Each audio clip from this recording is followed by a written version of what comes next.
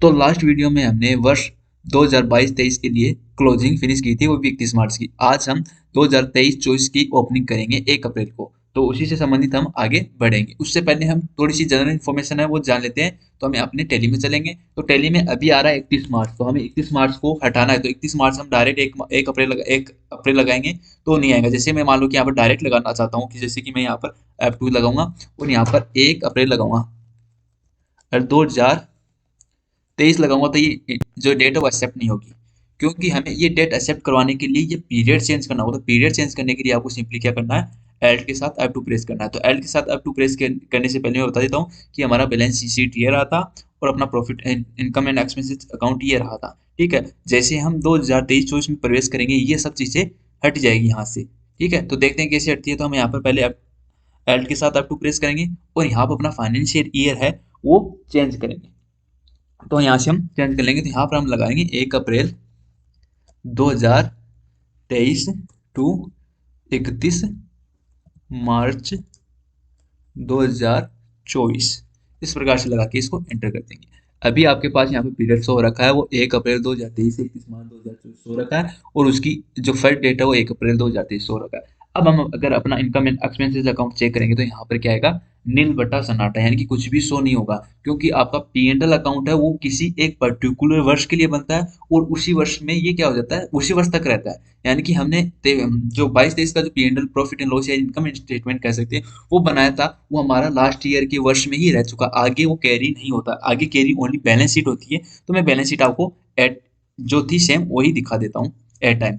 ठीक है, तो यहाँ पर आपकी जो बैलेंस शीट जो 2023 में 31 मार्च को शो हो रखी थी वही बैलेंस शीट आपकी आगे कैरी हुई है, जबकि प्रॉफिट एंड लॉस वहीं पे ही आपका रह चुका है। ठीक है, तो ये बैलेंस शीट आपकी 1 अप्रैल को भी, तो इसीलिए हमने क्लोजिंग की थी और क्लोजिंग में वो सब चीजें समायोजन किया था ताकि वो सभी चीजें हमारी अगले वर्ष कैरी हो सके। जैसे कि ये सभी चीजें यहाँ पर अगले वर्ष में आ चुकी है। अगर ये प्रोविजन नहीं करते तो इस वर्ष में कोई भी जो 31 मार्च की एक्सपेंसेस जो हमने पेंडिंग रखे थे वो यहाँ पर शो नहीं होती, जिससे कि अपना जो बही खाता है जो अकाउंट्स है वो गलत मेंटेन हो सकता है। तो इसलिए हम ये मेंटेन करते हैं। अब हम आगे से न्यू सीरीज से स्टार्ट करेंगे। तो सबसे पहली एंट्री आपकी आती है कि भाई आपकी 1 अप्रैल 2023 को ये एंट्री है, transfer balance of stationery consumer account to stationery expenses account. यानी कि हमने जो बैलेंस हटाया था वो हमने, जैसे कि हमने यहाँ पर लगाया था क्लोजिंग स्टॉक, तो क्लोजिंग स्टॉक में आपका स्टेशनरी कंज्यूमर आइटम है वो हमने डाला था, जो कि अब हमें उसको क्या करना है, क्लोजिंग स्टॉक से वापस एक्सपेंसेस अकाउंट में लेके आना है, क्योंकि अब इस वर्ष में वो कंप्लीटली यूज हो जाएगा।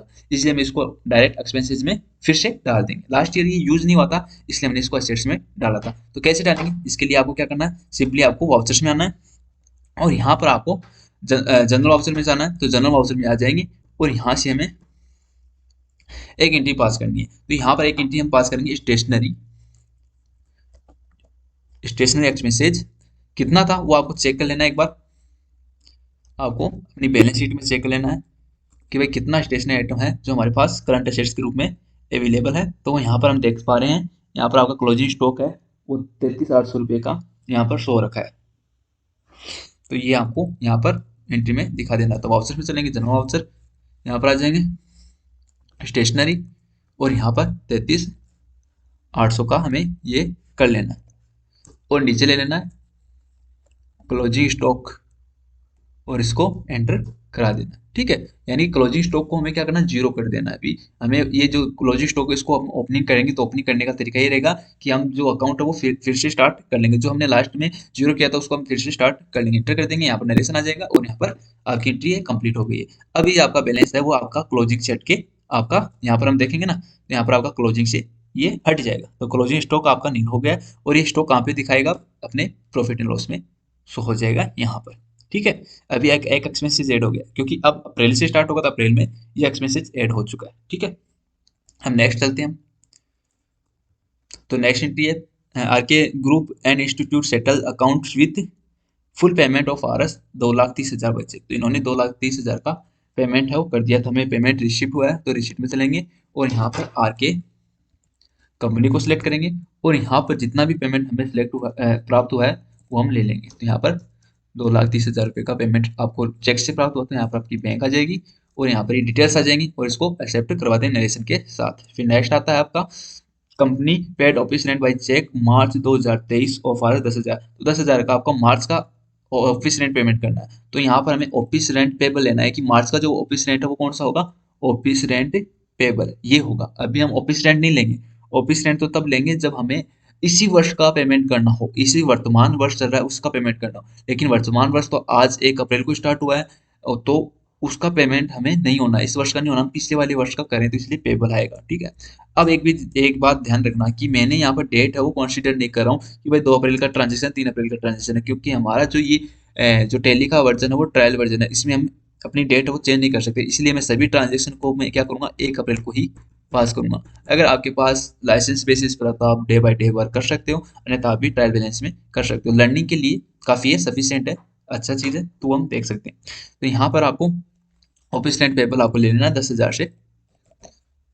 अब जैसे हमने यहाँ पर पेमेंट ऑप्शन में आ जाना है, पहले पेमेंट चेक लेना है, और जैसे हमने यहाँ पर 10,000 लगाएंगे, आपका जो अकाउंट है HDFC बैंक से,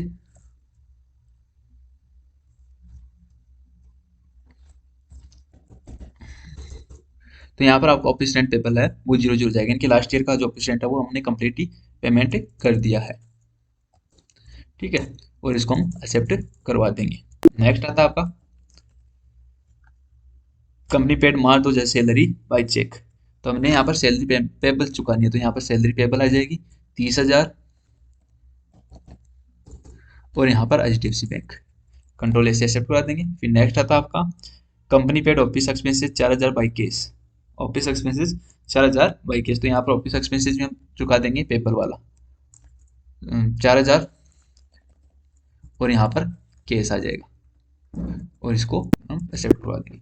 फिर है आपका कंपनी डिपॉजिट 2 लाख इन बैंक अकाउंट, तो यहाँ पर आपको कॉन्ट्रा ऑप्शन में चलना है, और यहाँ पर आपका क्या आ जाएगा, कैश जमा करवाया है हमने, तो यहाँ पर कैश आ जाएगा 2 लाख, और आपके HDFC बैंक में ये जमा हो जाएगा। ठीक है।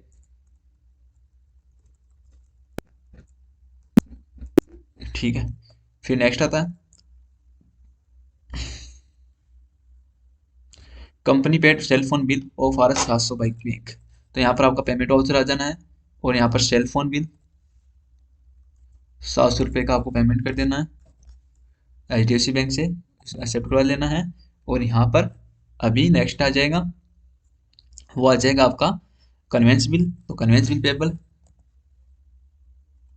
एक सेकंड आपकी लास्ट एंट्री चेक कर लेते हैं एक बार, लास्ट एंट्री में कुछ गड़बड़ हुई है तो अब हमें पता चल जाएगी। यहाँ पर सेल फोन बिल नहीं आएगा, यहाँ पर आएगा सेल फोन बिल पेबल, तो मैंने गलती कर दी, यहाँ पर आ जाएगा cell phone bill payable account, क्योंकि हम लास्ट ईयर का चुका रहे हैं, तो लास्ट ईयर का चुकाने के लिए आपको ये वाला लेना होगा। फिर नेक्स्ट आ जाएगा कन्वेंस बिल, तो यहाँ पर कन्वेंस बिल पेबल, एक सेकेंड,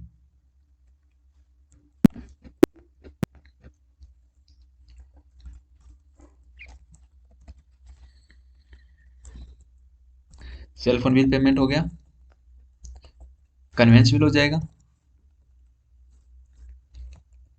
कन्वेंस बिल आपका है 4,000 रुपये का, 3,900 रुपये का, 3,900 का आपका कन्वेंस बिल हो जाएगा। इसको आपको कैश से पेमेंट कर देना है, कैश से पेमेंट कर देंगे। और फिर नेक्स्ट आता है आपका इलेक्ट्रिसिटी बिल, तो इलेक्ट्रिसिटी बिल भी हम लास्ट ईयर का चुका रहे हैं, तो electricity bill payable account DR, यहाँ पर 4,000 का है तो ये 4,000 का हम चुका देंगे, और यहाँ पर HDFC बैंक ले लेंगे और इसको एक्सेप्ट करवा देंगे, इसको एक्सेप्ट करवा देंगे। इलेक्ट्रिसिटी बिल के बाद में आ जाएगा इंटरनेट एक्सपेंसेज, इंटरनेट एक्सपेंसेज ले लेंगे, इंटरनेट एक्सपेंसेज पेबल 690 रुपये, 690 रुपये, और इंटर कर देंगे, और यहाँ पर आपका HDFC बैंक आ जाएगा, और इसको कंट्रोल ऐसे एक्सेप्ट करवा देंगे। और यहाँ पर आ जाएगा, फिर आ जाएगा आपका राघव बुक डिपो को आपको क्या करना है, 14,460 का पेमेंट करना था। यहाँ पर आपको पेमेंट वाउचर में है, राघव जो बुक डिपो है उसको 14,460 रुपये का ये भुगतान है वो कर देना है चेक से, तो HDFC बैंक आ जाएगा। और यहाँ पर ये सब चीज़ें आ चुकी हैं। फिर नेक्स्ट आता है आपका 5,000 विड्रॉ किया पर्सनल यूज के लिए, तो आपको कॉन्ट्रा वाउचर में चलना है या फिर पेमेंट में कर देना है, एक ही बात है। आपको विड्रॉ करना है तो ड्रॉइंग से आ जाएगा 5,000, और यहाँ पर आ जाएगा आपका पर्सनल यूज, तो यहाँ पर आपका ये है भाई बैंक अकाउंट होगा ये, ठीक है। यहाँ पर आपको ये बैंक अकाउंट से है वो आपको विड्रॉ कर लेना है। फिर नेक्स्ट आ जाएगा, company provide consultancy service Taj Private Limited and receive 65,000 by cheque. तो आपने चेक से रिसीव कर लिया पेमेंट, तो यहाँ पर आ जाएगा कंसल्टेंसी सर्विस। पार्टी का नाम नहीं आएगा, हम पार्टी को नाम इसलिए नहीं ले रहे हैं क्योंकि हमें पेमेंट है वो तुरंत है रिसीव हो चुका है।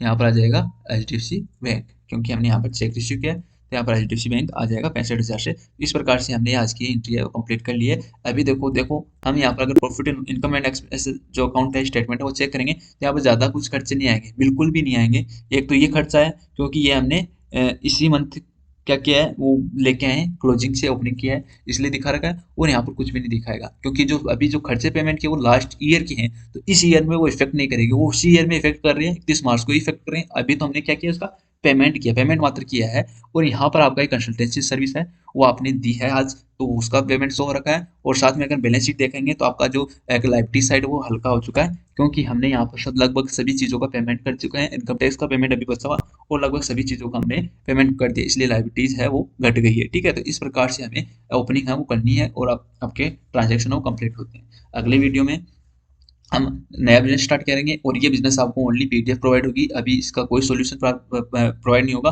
आप पीडीएफ से आप स्वयं सेल्फ सोल्व कर सकते हो। आपको पीडीएफ वो टेलीग्राम पर मिल जाएगी, आप टेलीग्राम ग्रुप ज्वाइन कर सकते हो, डिस्क्रिप्शन में लिंक अवेलेबल है, तो वहाँ से आप इसे पीडीएफ है वो प्राप्त कर सकते हो। इस बिजनेस से संबंधित अभी आपको कोई वीडियो अवेलेबल नहीं होगा, ओनली आप क्या कर सकते हो पीडीएफ के थ्रू ही वर्क कर सकते हो। अभी मैं आपको प्रैक्टिस सेट सेकंड करवाने जा रहा हूँ जो इससे डिफरेंट होगा। उसमें हम क्या करेंगे, परचेज और सेल्स का बिजनेस करेंगे, वो भी अनरजिस्टर्ड कंडीशन में कि भाई पार्टी अनरजिस्टर्ड है, वो अपने परचेज सेल्स का बिजनेस कर रही है, साथ में वो अपना डाटा वो टेली में मेंटेन करेंगी। तो उसका जो वर्क है वो अनरजिस्टर्ड है, इसलिए आपका क्या होगा कि वो रजिस्टर के थ्रू ऑफलाइन भी होगा, मतलब कि बही खाता में भी रखेगा और यहाँ पर भी रखेगा, तो दोनों को समझेंगे और कंप्लीट वर्क सीखेंगे। तो आज के लिए इतना ही, धन्यवाद।